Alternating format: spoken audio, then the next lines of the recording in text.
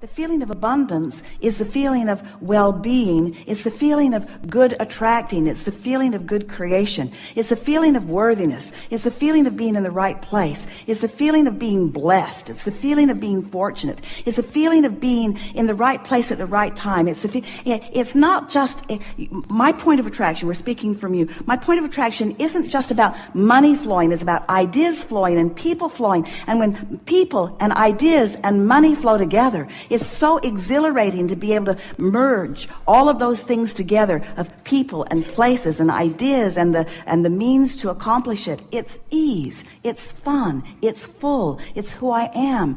I have the leverage of the universe supporting me. The energy that creates worlds is flowing to me and through me. I feel invincible and complete and sure and eager. I feel eager about, you see how it gets going?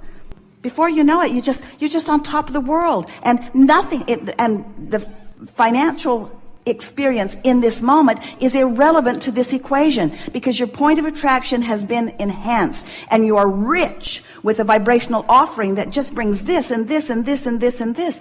And besides, the reason that you want any of that anyway is for the feeling of it. And once you accomplish the feeling of it, now you're there where the details have to fill in. It is law. It must happen. It has to happen. It can't not happen.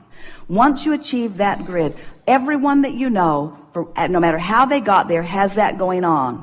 If they're in, and do you know anyone who is finding financial balance but doesn't have the other balance? Of course you do. In other words, the more you work on these grids and the more they line up, then the more you'll feel good in all moments regarding all things. You have come forth from your non-physical perspective into what we see as the most dynamic and perfect of environments anywhere.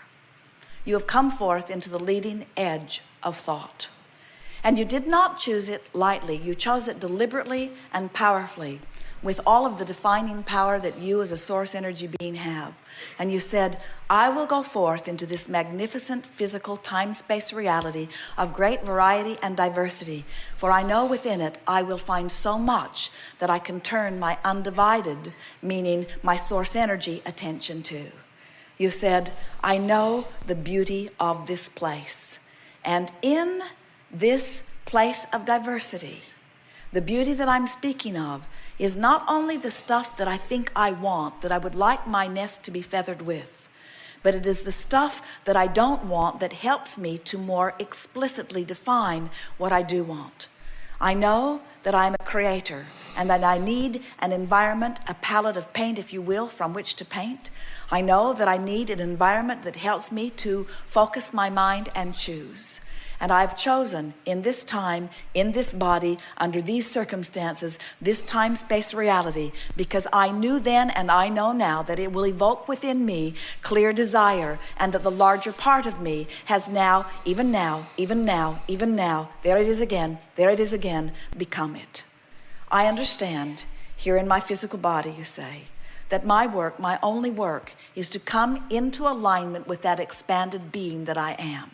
And when I do, the look of this place is almost beyond verbal description.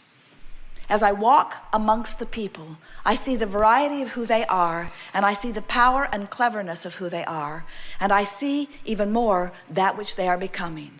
And so, in the war and in the joyful expansion, you did not come into these bodies to have growth. You came into these bodies because growth was inevitable, and you wanted to enjoy that growth.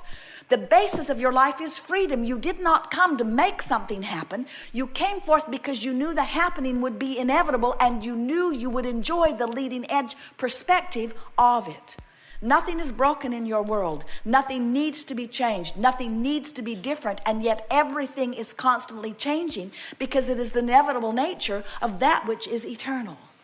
So as you decide to go with the flow of your eternal nature, and as you stop nitpicking about the way in which you go, and you just understand that you cannot help but go, and you stop comparing yourself to the way others are going, and you stop criticizing them because they're not doing it right, or criticizing you because you're not doing it right, and instead you see yourselves all as adding to the contrast that is adding to the expansion, in time you will find yourselves, as we find ourselves, in love with each and every one of you. And when you love others as we love you, you're going to remember what source is, because you will be it.